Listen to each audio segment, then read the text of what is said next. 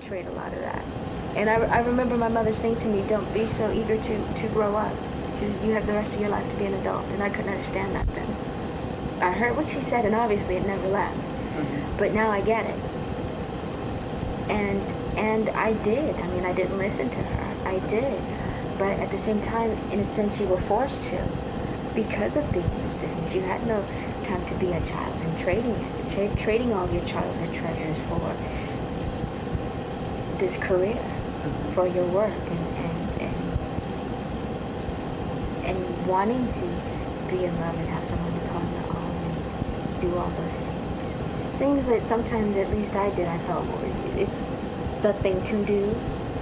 Like you're supposed to grow up and get married and have a family and do this and that. And then realizing, wait a minute, I don't have to do this. Just because this is the norm doesn't mean it has to be done this way. Right. If you want to go to school, go to school.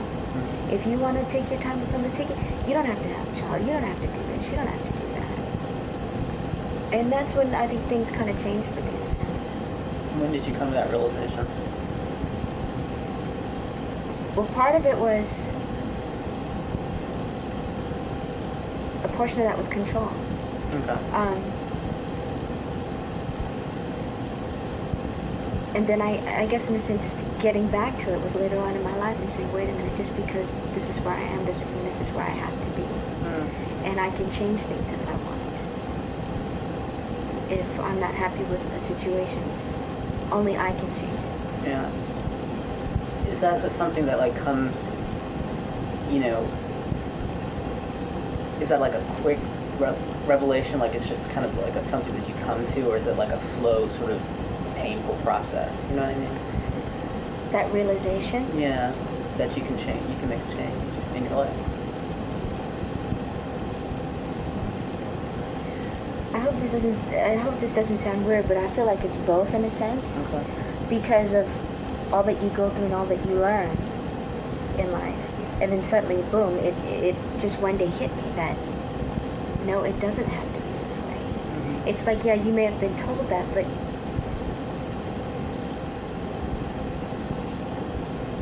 I didn't quite get it, or I heard it, but I wasn't truly getting it. And eventually it just hit me. It came into my head and it hit me and said, you know what, change it. Yeah. You can change it, change it. If you're not happy, change it. Do something about it. Don't sit in it. Don't live with it. Mm-hmm. But like, what were the voices kind of in your head telling you not to, or that you couldn't? You know what I mean? Not that I couldn't, but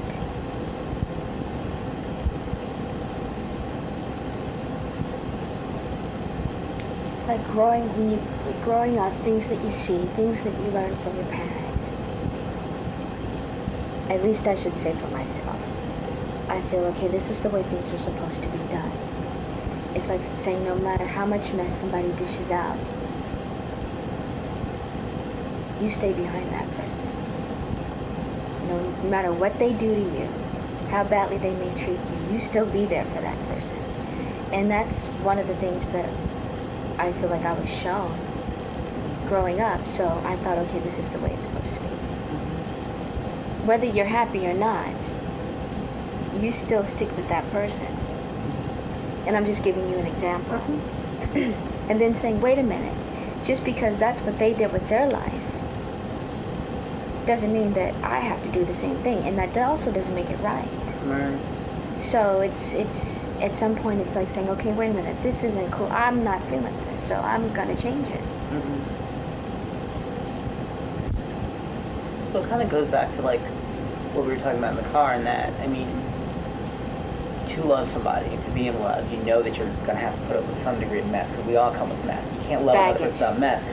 But just when do you know when that mess is just too much, you know, that their mess is holding you down, you know what I mean? Well, yeah, I mean, they ultimately say in learning that everyone does have their baggage, but you take care of yours, I'll take care of mine. Mm-hmm. Is the way it's truly supposed to be. Mm-hmm. That would be the healthy way. Right. And we don't bring any outside baggage, past relationships into this, because we have to give this a fair chance. Right. But if it starts to, for myself, feel like a ton of bricks on my shoulders, where I am day in and day out, totally consumed with them and what's going on in their lives, and just totally ignoring myself. Right. Something's not right here. Mm-hmm. And like I said to you before, it is selfish, and it seems so selfish, and it was so difficult for me to do in the beginning. And that's to say, wait, I got to take care of myself first. Does that seem so selfish to me? Wow. It's like, how can you take care of yourself when there's somebody over here who really needs you? It's like, well, you really can't help them unless you've got your shit together. And I couldn't understand that because they needed me and I wanted to be there for them. But now I get it. Yeah. But you thought that was selfish, like that like as opposed to like that looking out for yourself is always selfish. You know? Yeah, I saw it as being a very selfish person, but see, that's how I grew up. That's what I saw growing up. Mm-hmm. Well, I mean, now that, you know, because obviously you're like talking about your parents and kind of what you saw growing up and stuff like that, and now that, you know, you've been through stuff yourself, it's like, you know, what are your do you talk to maybe like your mom about relationships now and like what, you know what I mean, like what you've gone through and things? You know what, not that it's weird, but I'm so much closer to my mother than I've ever been. Wow. Ever been. Things that happened to me when I was a kid that I thought I would never tell her. That I told who I considered my second mom. She just passed away last year, Mrs. Fine. She was our tutor. Only one of my family she didn't teach was my brother Jack, and she taught all of us. Mm-hmm. And my sister Reevy was not one. I'm sorry, she didn't teach. She taught the rest of us. But, you know, any little thing, if I got in trouble, I'd tell Mrs. Fine because I didn't want to disappoint my mother. Mm-hmm. And I would hope mother wouldn't find out. Mm-hmm. And as an adult, I told her a lot of things that happened to me when I was a kid. Mm-hmm. And some she sensed, you know, that mother's intuition. Right. Yeah. And there were things that she knew, but it just felt so good to talk. And when I did that, it opened a whole new door for our relationship as mother and daughter, and we are so much closer today. Wow. And I love that because I'm crazy about mother. Mm-hmm. I love that. Do you think do you understand choices she may have made in her life that you might not have understood earlier? You know what I mean? My mother's yes, I do. And it's all about her children. It's all about her family. And I think it's like that with most black families. Not to say that it's not like that with other people's families, but I wish that she would be a little selfish. Just a little bit. And we talk about this all the time. And just do something for herself. Just take care of herself. But it's always about her babies. Always about her babies. Do you think she understands the choices that you've made in your life?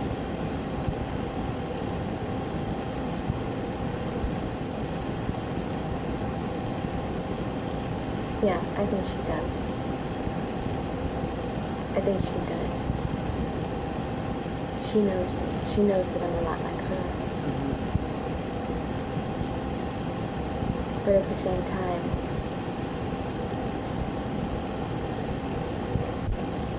I've come into my own and found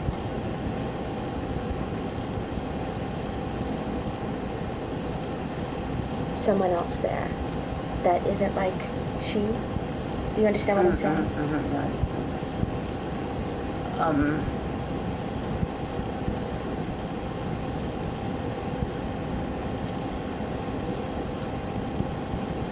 But you think she likes that person? Which one? Annette. This one that you found inside, you know, the person that has know. just enabled you to do the things that you've done, that she, you know, make choices in your life that she didn't necessarily make in her life. I know she loves that person. She loves that person. She really just loves that person.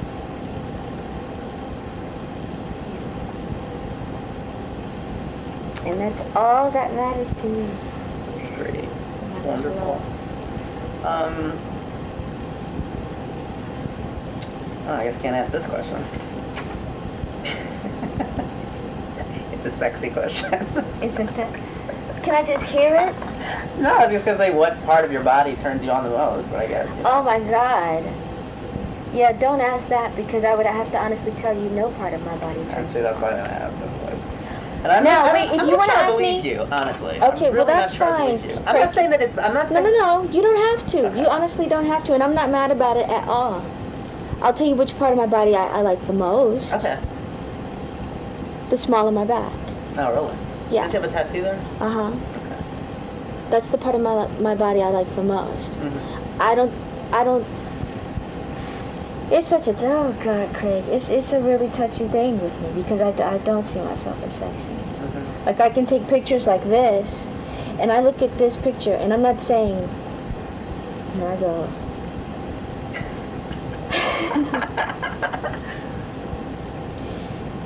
See, I don't even want to talk about it, Craig, because No, tell me. Go ahead. you know why? I'm not gonna laugh at you. Because do you think that's a sexy picture? Of course, Janet. No. I know it's saying sex because you don't have anything on and there's a pillow. I would expect to look at your face. You look sexy. I'm gay, and I think you're sexy. See, and you know what, Craig? That's not. I don't see that as sexy. Mm. I truly don't. I really. Now, if it was somebody else, Mm-hmm. totally, completely somebody else, I probably would find it sexy. But because it's me, because I don't see myself as sexy, and I never have. Well, I think it's very interesting you're saying the small of your back, because that's like, A, it's a part of yourself that you can't see. But then B, it's a very vulnerable part of yourself because, like, it's, you know, if somebody's doing something in that area, it's like you It don't... feels good. Well, yeah, but you also don't see that. It's very mysterious, you know, because you don't see necessarily what they're doing, and it's sort of very vulnerable place, you know. Yeah. No, it is like you know, I mean, not too many people are going to be playing around in the small of my back. You know, it's like that's a special Place for a special person.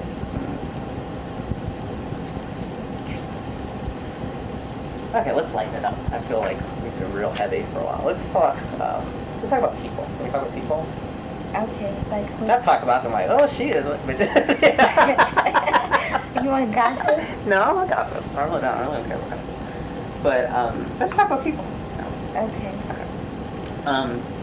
You have a favorite Jennifer Lopez song? Yeah, I do. God, you don't say so defensively. No, I was asking it straightforward.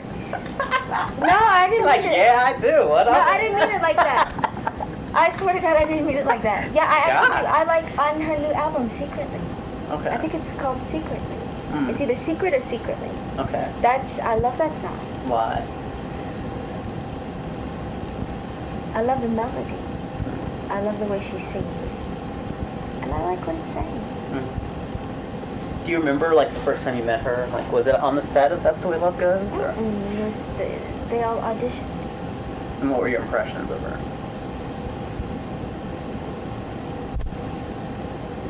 She was a sweet girl. She was really quiet. Really? Yeah, and I can't say what was going through her head, but there was a part of me that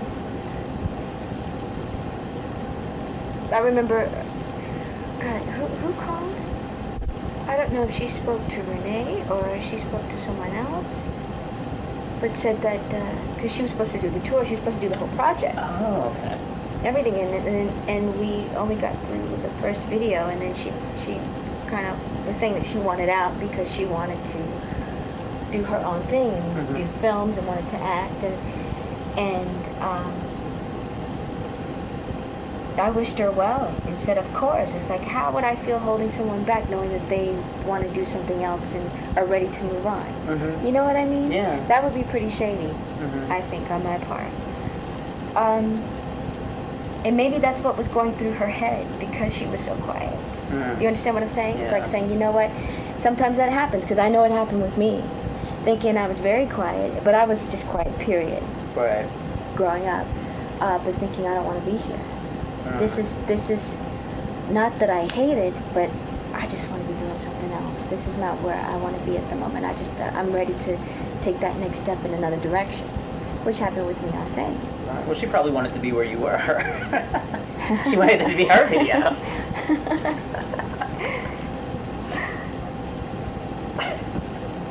well, she's doing it, Mhm. you know, Mhm. and she's doing it very well. And Mhm. she's having great success, and I think that's awesome. I really do. Do you own a copy of Paula Abdul's Greatest Hits? Do I own a copy? Yeah, do you have a copy? No, Mm. I don't. I don't, Craig. I'm sorry. I have to say I don't. Why are you apologizing to me? Because I'm so happy. I shouldn't even be saying this. I'm so happy I asked, like, kind of repeated, or you repeated the question, because I thought you asked me another question. What did you think of him? I thought you said, do I own, right? Yeah. I thought you said, oh God, now I can't even think of what you said. I thought you said something like, would you want? Oh, okay. And then I was thinking, yeah, I thought you said, would you want? And I was thinking, well, I didn't know there was Oh, one out. Yeah. So I feel badly. And see, so I'm, even though I'm still saying it. Well, it's on your label. I'm sure you can get a copy. Craig, you are a mess. Oh my God, you are such a mess. What? You're a mess. I think you're projecting. I'm just asking very straightforward question. God. You're not going to hit me, are you? What are you No. Would you like some? No, thanks. Unless you're trying to say my breath is bad or something. No. So what do you think, like, when you see, like, Britney perform? What do you think? What goes through your mind?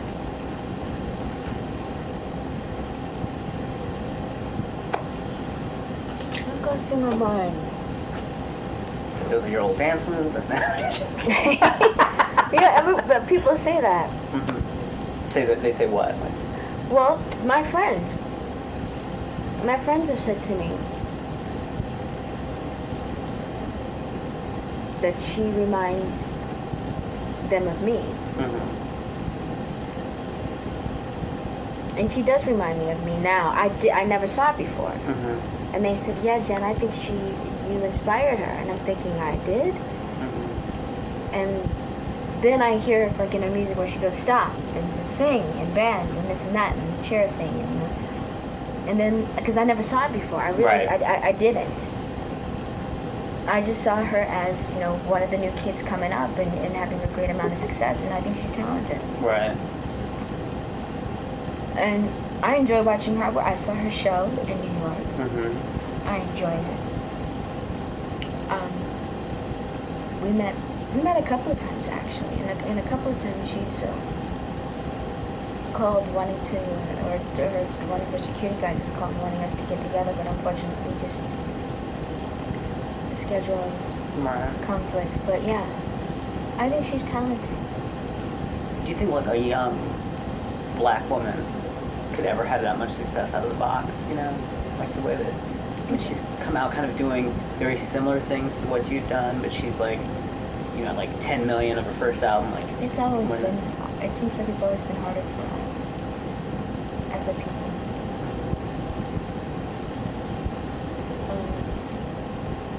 Even before I was struggling for everyone.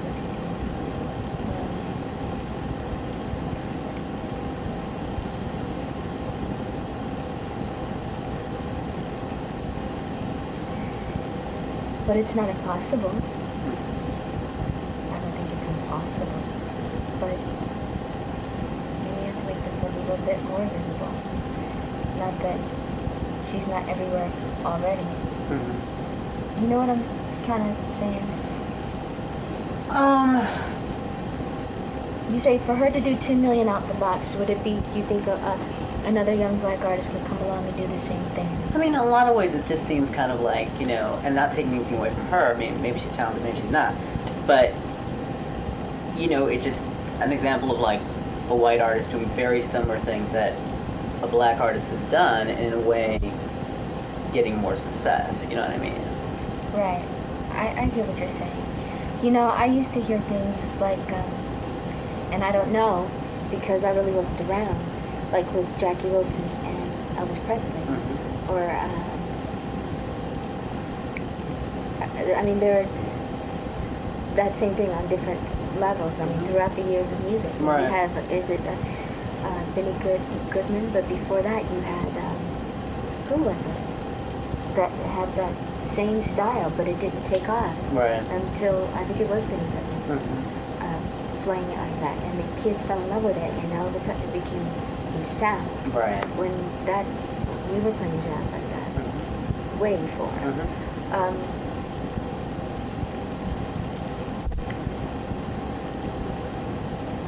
I don't know what else to say to be afraid. Why do you think? Why can't we just be quiet? You seem like you're expecting me to say, like, if I'm just not saying, if I'm jumping right back with a question, you think I'm thinking something or something. I'm just like, just letting you talk.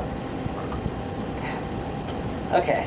Well, doesn't Tina Landon choreograph for Britney? No, She she does did. Christina? She did. Oops. Okay, the video. Yeah, she did that video. I think that's the only time she worked with Britney, but she works with Christina a lot. Are you all still friends? I actually haven't seen Tina in a while, or actually worked with her. I always switch, like Right. choreographers and dancers, and now working with Marty and Sean, Right. and with a few other choreographers. Mhm. I'm probably not doing. So how do you decide, like, you know, it's time for, like, we're talking about decisions a lot, like these things where you, Time to move on. well, we talk about, like, because you're a relationship person, you said that, and so it's like, but the hardest part of being a relationship person is ending a relationship. And so, like, when you come to that point professionally, you work with somebody and you're, like, deciding, you know, whether it's, like, you don't want to work with somebody anymore, or maybe you want to bring new people into it, like, in this situation, it's like, you know, how do you come to that decision, and then how do you tell that other person? Well, I've never had to move